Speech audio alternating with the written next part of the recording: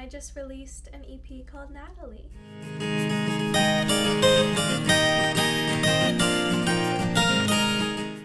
What was the song Natalie inspired by? It was definitely like primarily inspired by a period in my life, but there were like 3 pieces of media that really shaped it into what it was today. When I was 16, I was really, really lonely, and like a lot of that was kind of on me for like isolating and building walls and just like pressing the block button whenever someone like gave me just maybe a look that I felt like was wrong. And that's actually what one of the characters was inspired by, is like that toxic trait that I had many years ago. But I basically had this dream where me and a childhood friend named Natalie, who like lived across the street from my grandma, reconnected as like 16-year-olds, and I felt like I had literally no friends. So it was so exciting to me in the dream that we got along just like so well. There was no tension. Every conversation flowed so smoothly, and when I woke up, I was kind of like, I wish I could be asleep forever. And then I was like, let's you think probably about that. shouldn't have those thoughts or say that out loud. So I sat down and wrote the song Natalie. But I actually, I saw, it's so weird to think of like, to conceptualize TikTok being a thing 6 years ago. But I saw a TikTok that day of like, it was this boy who had an acoustic guitar, and he wrote a song about like being infatuated with this girl that he saw. And I was kind of like, kind of how I felt about my dream. So I got my acoustic guitar and I wrote the song, and I really wanted to, like, I was really deep in a Gravity Falls phase at this point. I don't know if you've seen that show, of course. But there's like that like big finale moment where Mabel's in her dream world, and it's like everything's perfect and tailored to her, and she like almost stays there, but at the trial her brother convinces her to come back to reality because of that strong tie she has to reality, that relationship, that friendship she has with her brother. And I wanted to like play with that idea. What would different people stay for, or like sacrifice their reality for? And that's where the tagline kind of came in, which what would you lose yourself for? It's like everyone's is different. Everyone wants something different more than anything, and the people with less strong ties to reality are going to be more susceptible to something like that could take away their reality. And that's how it kind of became an extended metaphor for addiction. Is for some people, the thing they would lose themselves for is something addictive like that. And I'd written a lot of songs about my life, and I was getting kind of bored with that. And that's around the time that Folklore by Taylor Swift came out. And she had that love triangle where she wrote from like everyone's perspective, and I was like, that sounds really fun. I want to do that, but I want to take it a step further and like have different vocalists be portraying these different characters, so you can really hear the story. So I don't want to go like full musical mode. Can you tell me more about how the characters come into the story with Natalie and how they expand her world as well? So Natalie herself as a character isn't based in reality fully. She's sort of this like fairy-like dream demon that, you know, her bright orange hair kind of coincides with the bright orange prescription bottle imagery and the whiskey and the sugary Fanta soda, because they're all things that people can kind of fall into and use to numb the things that hurt in life. But the characters were really fun because I based them all around like one fatal flaw. I started with Polly, the one who actually becomes the most vulnerable to Natalie because she's so insecure and isolated. I built her around like just a whole foundation of insecurity, basically. She doesn't have a sense of self. She feels on the outside of every conversation that she is in. I think a lot of people feel that way. I know, and that's what's so sad. Like, I felt that way. And it's like, I don't know, if that were in the wrong time in my life, I could have been in a lot worse situations than I ended up being in. But and how pieces that fit into addiction. Exactly. I think the isolation, the further you go, the less ties you have to your reality. It makes it easier. And the other two, based in reality, Lucia is the character I kind of built around those walls, kind of throwing up those walls, not being willing to forgive people or see past their mistakes as a defense mechanism. And I think she's really misunderstood. I really love Lucia as a character. I think she can get really jealous sometimes, which I also relate to. I think there are pieces of myself in every character. But yeah, she has a lot of great qualities too. She's very reactive and like she can get angry really easily, but she's definitely not a bad person. I think she's just defensive over herself after being hurt. Yeah. And that's kind of the fatal flaw I built her around. And Jackson, I kind of explored how wealth can coincide with confidence. He kind of feels like he can buy anything he wants, including the girl he wants. And he doesn't actually take the time to do what's important to her, like spell her name correctly or something like that. Right.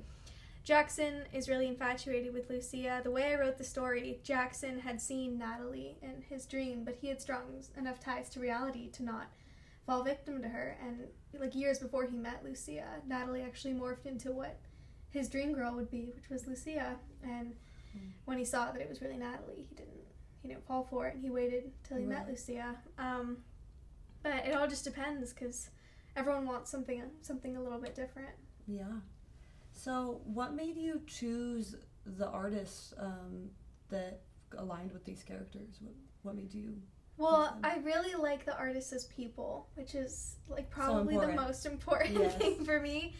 But I met Malik at this like local festival we did together a couple years ago, and I was really blown away, first of all, by his talent. He has like 1 million songs out, and they're all such incredible like quality, and it's just really impressive. But his performance, he always performs like he's playing a sold out show, or like Coachella. He always performs like there's 1 million people in the audience. He posts as if there's 1 million people watching, and he talks about that too, how he's always going to do that. I loved that confidence. There's so many people who haven't put anything out because they just don't like, they don't feel like anyone's listening. But I mean, I'm always listening. And what character is it that he plays? Jackson. He sings for Jackson. Right. It was and really so that fun. aligns with his the confidence part, for sure. I really admire that about him. And I heard him like singing these like 2 to 3 note melodies in his songs, and he was like, I'm not a singer, I'm more of a rapper. But I was like, you can do this for real. And it really turned out great. That's awesome. So you pushed him to the he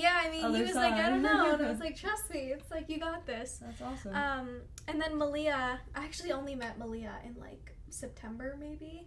Wow. But I played this like school sanctioned performance. Like it's like I call it a humiliation ritual, because that's what it feels like. Like, at least you got it done early. I have to do it like once a semester, where we basically play and are like this grating background noise for people while they're doing their homework, and like they have their earphones out. Like it's like at school, like you're just playing at a bunch of people who like didn't sign up for this. And so I played a few originals, and I got off stage, and she just has like tears streaming down her face, and she like took it upon herself to come up to me and was like, I really liked your songs. And I like totally fell in love with her being so open about her emotions. I was like, I feel like I used to do that, and then I shut them off, and I really admired that about her.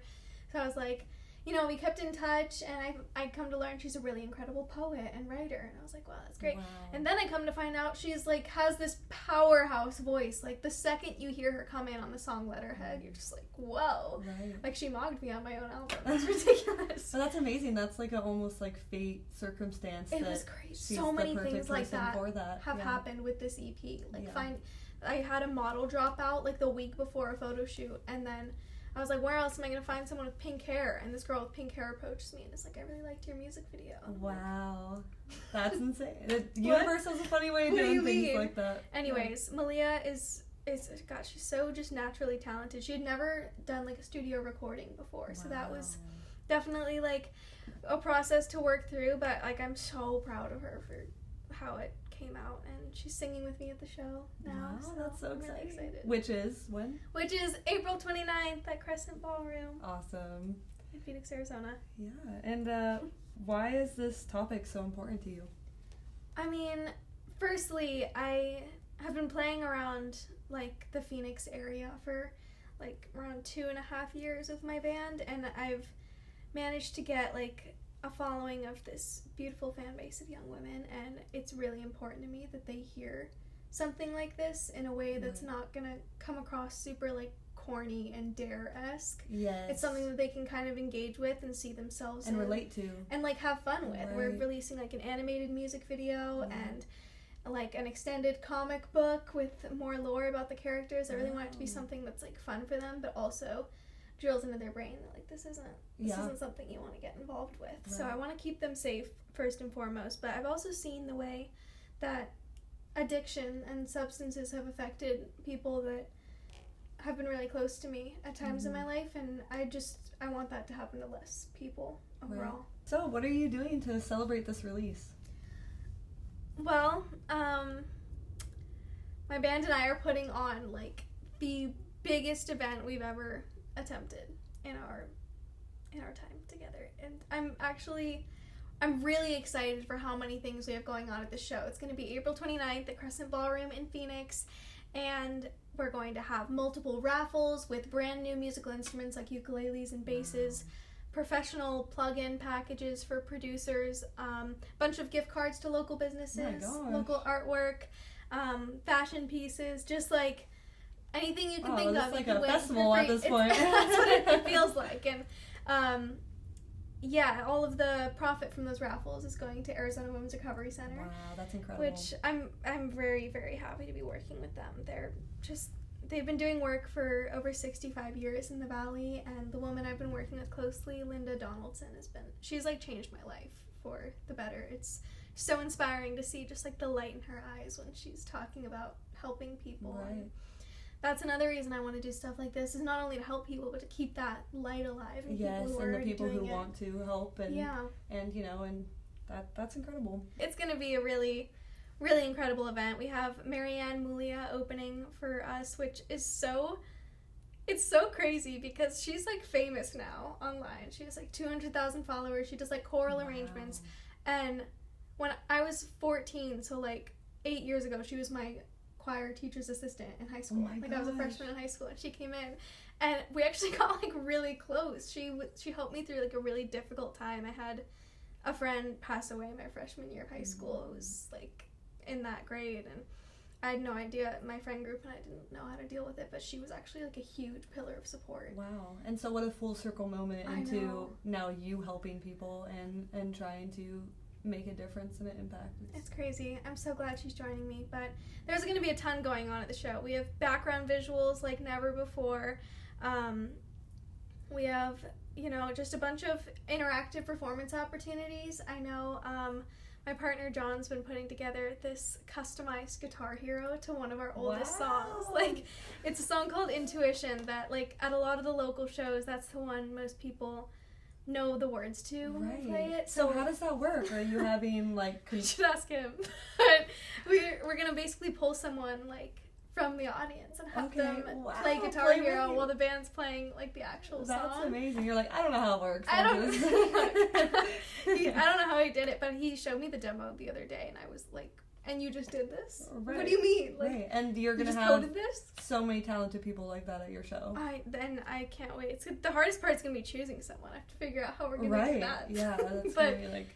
It's gonna be fun. We're gonna have like cahoots and stuff too to like win prizes and yeah, it's gonna be a good time. That sounds worth amazing. Going to. I cannot wait. And how can fans learn more about the story? Well, at the show will be a great opportunity to do that, where we're going to debut the animated music video on the background visuals, so you get to kind of see the characters interacting with each other in animated form. We're going to have choreography with a lot of the models for the characters, so you'll see them interacting on stage together, and we'll be debuting an extended lore comic book done by a local artist.